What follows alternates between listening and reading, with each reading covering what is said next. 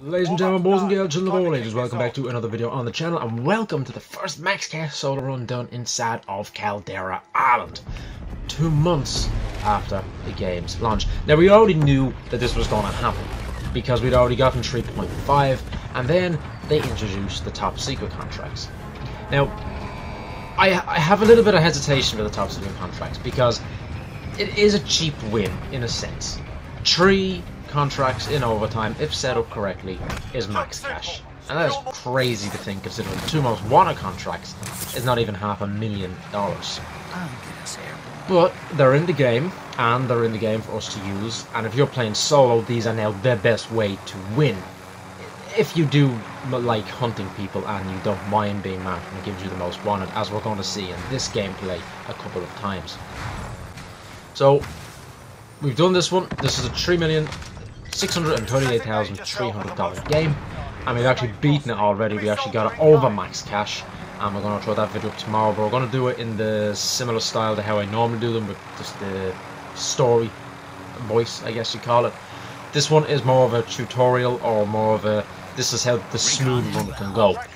I think also with the top secret contracts, it's now opened up the possibility of getting max cash in almost any region. Whereas before, particularly before these, you needed to get about 1.1 if you managed to line up the most wanted contracts, 1.3 if you didn't line up the most wanted contracts.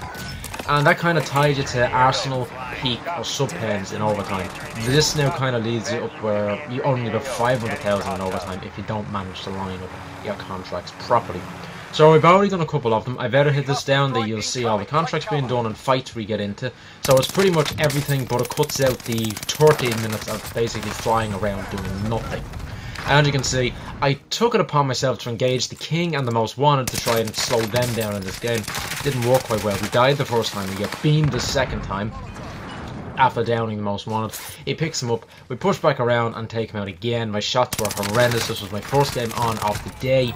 I wasn't in the zone. I go to replay, I run straight into him.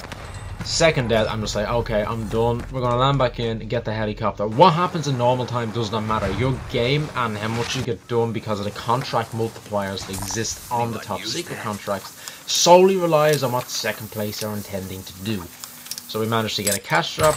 We're only on 346,000 9 minutes into the game. This could have gone a lot smoother, it could have gone a lot better, a lot quicker. We go to get our second cash drop, and the guys from sub-pens come back and they want to kill us. And unfortunately, they do kill us because it's sweeping with the chopper. You're trying to watch the helicopter blade teach them. So at this point, it was like, okay, that's enough. 3 deaths is just a little bit too much for me to deal with. It also shows that I don't always land my shots. And when you're not in the zone, it's frustrating when you're dealing with 2 or 3 people constantly. But anyway, we're going to teach them a lesson.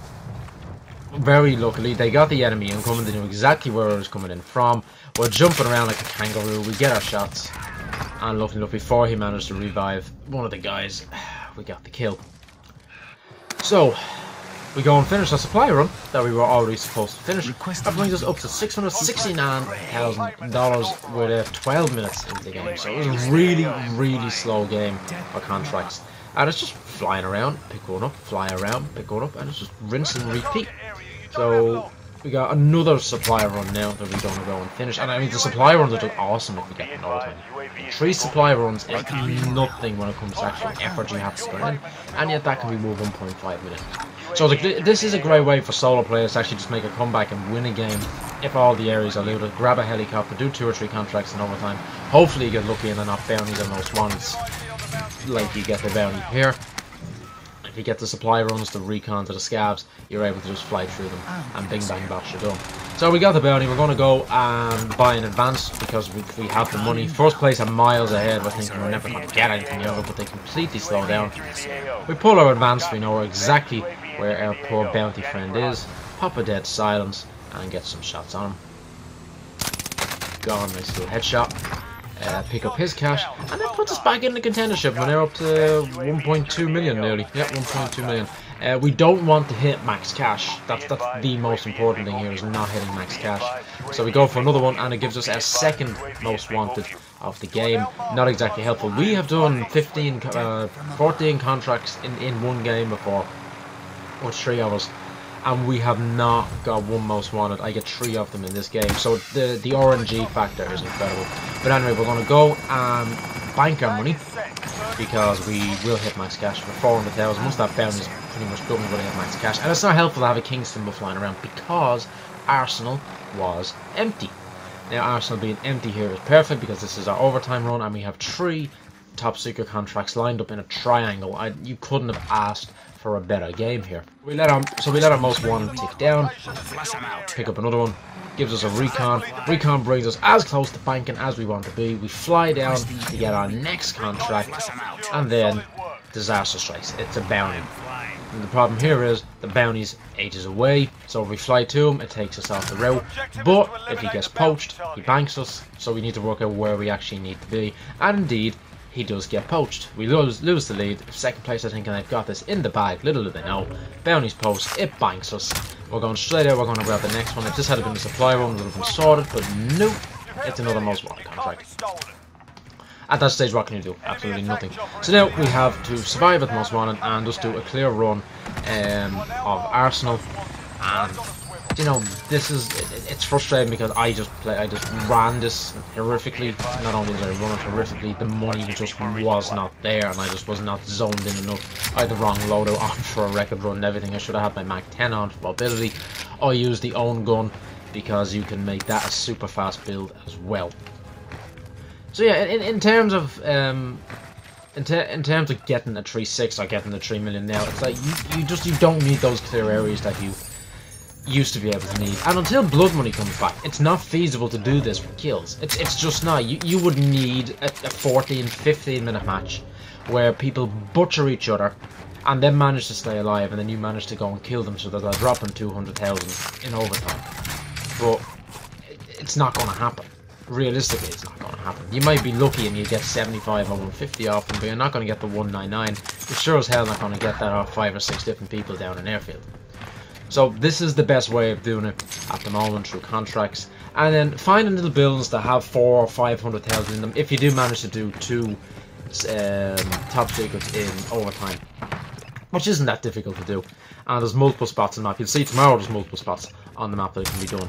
So I guess in a way, once again, I feel as if I keep echoing back to the statement they made when Plunder launched back in Verdansk, and that was a 10 to 20% want to win, 80% have no interest in winning, but we need to give them something to do, and thus Plunder was born.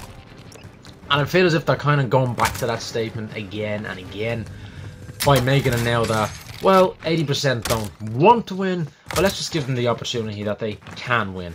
And that's with the amount of loot that's available in different areas, and of course these top secret contracts now.